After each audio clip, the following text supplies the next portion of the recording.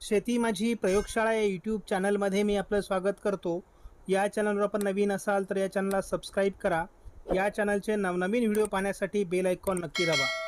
आपणास व्हिडिओ आवडल्यास लाईक आणि शेअर अवश्य करा. नमस्कार, मी डॉक्टर मच्छिंद्र बांगर महाराष्ट्रातील आणि देशातील हवामान परिस्थिती संदर्भात अंदाज देणार आहे. आपण बघतो की आता अरबी समुद्र आणि बंगालच्या उपसागरात वातावरण बदलू लागलं आहे. मान्सूनला पूरक अशा प्रकारचं वातावरण होत असून मान्सून ॲक्टिव्ह होतोय. त्यामुळे लवकरच आपल्याला प्रत्येक दिवशी आता या वातावरणात अधिक प्रभावीपणा आलेला दिसणार आहे. मान्सूनच्या वाटचालीत कोणत्याही प्रकारची सुधारणा अद्याप झालेली नाही. अरबी समुद्रात 26 मे पासून 6 जूनपर्यंत मान्सून एकाच ठिकाणी आहे. पूर्व भारतामध्ये 29 मे पासून 6 जूनपर्यंत मान्सून एकाच ठिकाणी आहे आणि ज्या संदर्भात आपण यापूर्वी अतिशय सूक्ष्म अशा पद्धतीने अंदाज दिलेला होता की महाराष्ट्रात येऊन मान्सून थांबणार आहे म्हणून. आता हा मान्सून साधारण 11 ते 14 तारखेच्या दरम्यान पुन्हा ॲक्टिव्ह होऊन पुढचा प्रवास सुरू करणार आहे. 7 तारखेच्या अंदाजानुसार पावसाळी खंड हा अजून सक्रिय आहे. फारसं पावसाळी वातावरण भारतात आणि महाराष्ट्रात नाही. मात्र 8 तारखेला उत्तर महाराष्ट्र, मध्य महाराष्ट्र, पश्चिम महाराष्ट्र, मराठवाडा, कोकण असं पावसाळी वातावरणाचा अंदाज दिला आहे. 9 तारखेला देखील महाराष्ट्रात भाग बदलत मध्यम स्वरूपाच्या पावसाचा अंदाज कायम आहे. 10 तारखेला थोडा विदर्भाच्या आणि मराठवाड्याच्या पूर्व भागामध्ये पावसाळी वातावरणाची शक्यता आहे. 11 तारखेला महाराष्ट्रात थोडी ढगाळ परिस्थिती असेल, परंतु दोन्ही समुद्रात पावसास अनुकूल वातावरण बनू लागलं आहे. आपण बघतो 12 तारखेला बंगालच्या उपसागरात आणि अरबी समुद्रात पावसास अनुकूल स्थिती निर्माण झाल्यामुळे दक्षिण भारतात प्रत्यक्ष पावसाला सुरुवात होईल. 13 तारखेला देखील विशाखापट्टणमच्या दरम्यान एक हलकं कमी दाबाचं क्षेत्र दाखवत असल्यामुळे पश्चिम महाराष्ट्राचा दक्षिणी भाग आणि दक्षिण कोकणात, गोव्याच्या आजूबाजूने, कर्नाटकमध्ये आणि तेलंगणामध्ये मोठं पावसाळी क्षेत्र तयार होऊ शकतं. 14 तारखेला महाराष्ट्रात पावसाचं प्रमाण वाढण्याचा अंदाज कायम आहे. यामध्ये दक्षिण कोकण, पश्चिम महाराष्ट्र, मराठवाडा असा हा प्रभाव असू शकतो.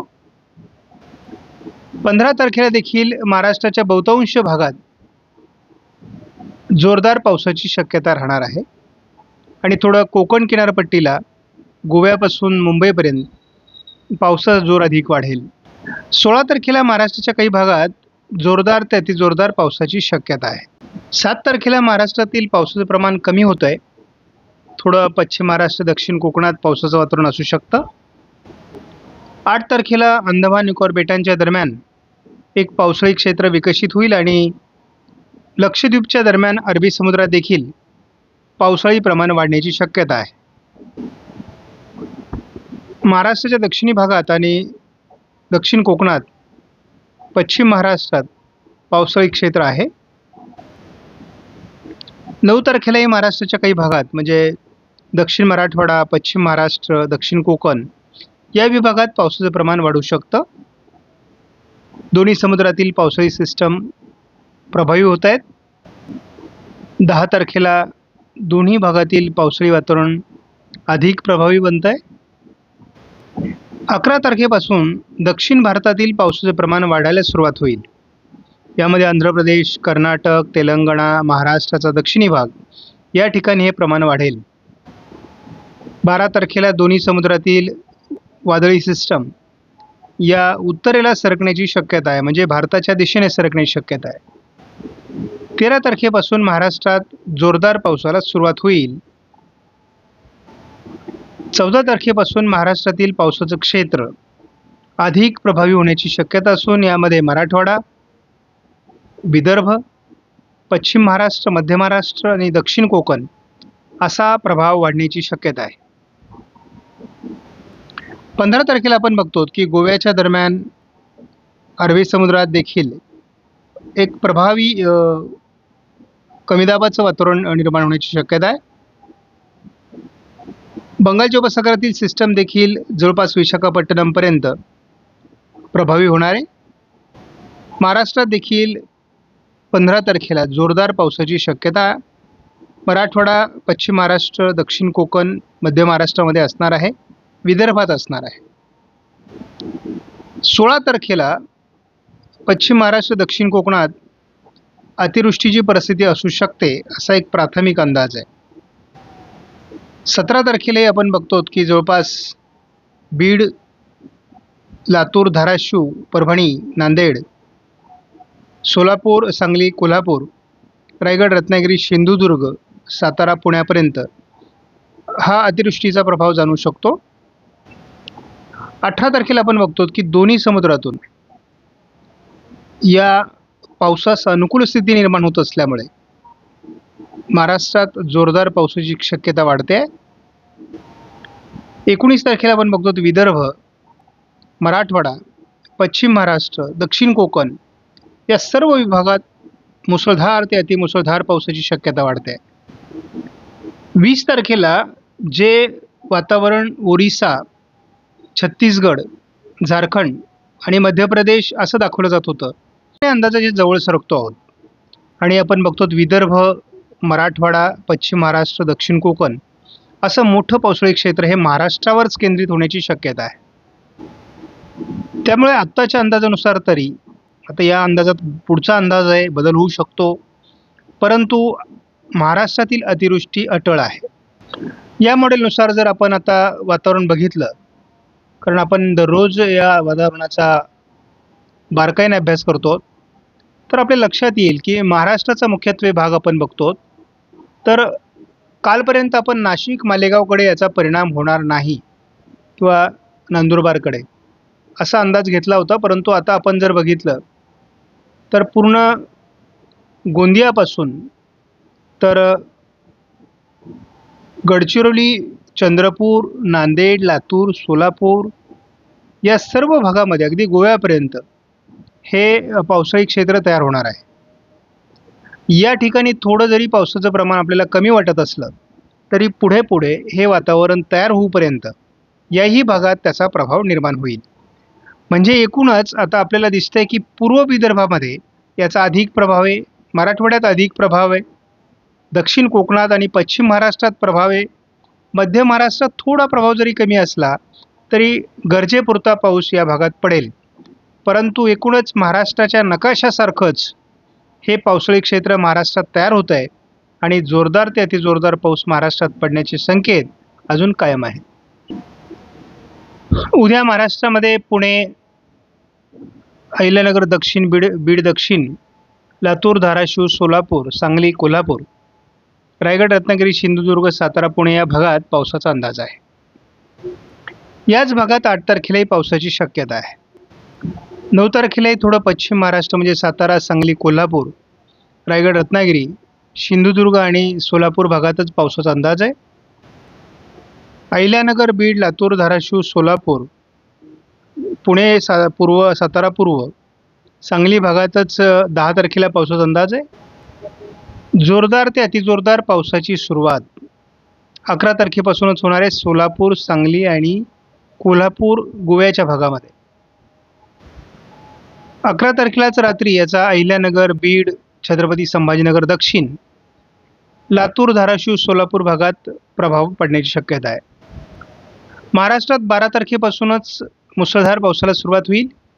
छत्रपती संभाजीनगर, जालना, परभणी, नांदेड, बीड, पूर्व अहिल्यानगर, पूर्व पुणे, पूर्व सातारा, बीड, लातूर, धाराशिव, सोलापूर, सांगली पूर्व भागात पावसाचा अंदाज आहे.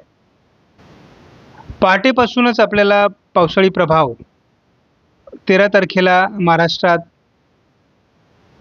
नागपूर ते जवळपास सातारा या पट्ट्यात जाणवण्याची शक्यता आहे. मुसळधार स्वरूपाचं छत्रपती संभाजीनगर, जालना, बीड, परभणी, नांदेड, लातूर, धाराशिव, सोलापूर, अहिल्यानगर, पुणे पूर्व, सातारा पूर्व भागातच दाखवलं जात आहे.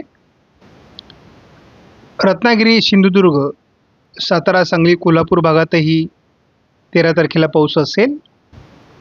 14 तारखेला संपूर्ण विदर्भामध्ये पावसाचा प्रभाव सकाळीच असण्याची शक्यता आहे.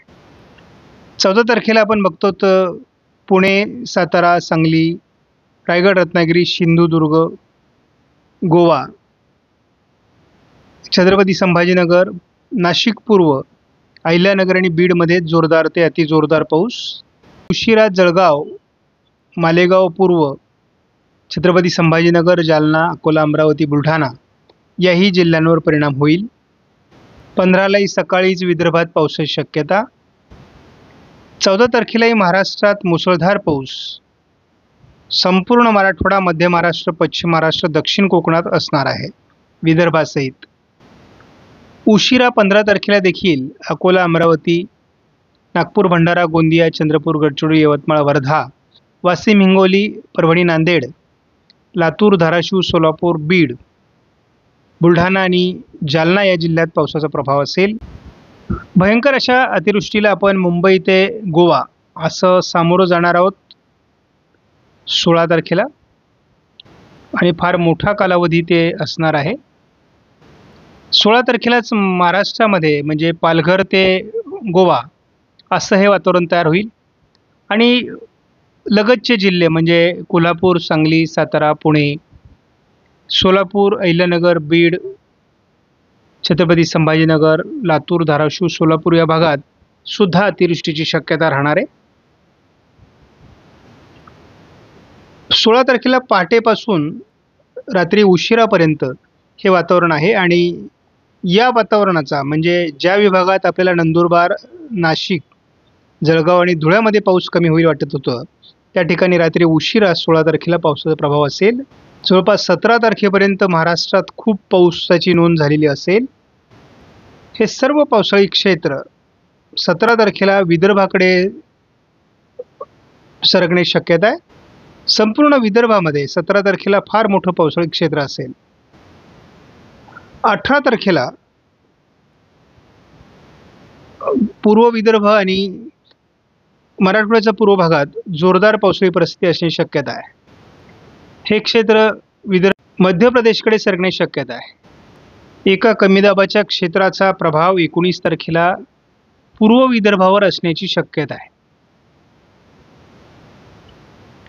यदा कदाचित आत्ता दाखवलेल्या अंदाजानुसार जर पाऊस झाला तर नागपूर, भंडारा, गोंदिया, चंद्रपूर, गडचिरोली, यवतमाळ, वर्धा, अकोला, अमरावती, वाशिम, हिंगोली, नांदेड या जिल्ह्यात अतिवृष्टी होईल. ढगफुटी सदृश्य पावसाचे संकेत पूर्व विदर्भ आणि संपूर्ण विदर्भामध्ये आहेत. जळगावच्याही उत्तरेला याचा फटका बसेल.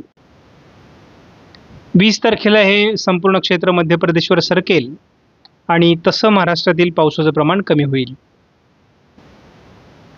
आपणास व्हिडिओमधील माहिती महत्त्वपूर्ण वाटल्यास लाईक करा, शेअर करा, चॅनलला सबस्क्राईब करा. धन्यवाद. जय हिंद, जय महाराष्ट्र, जय बळीराजा.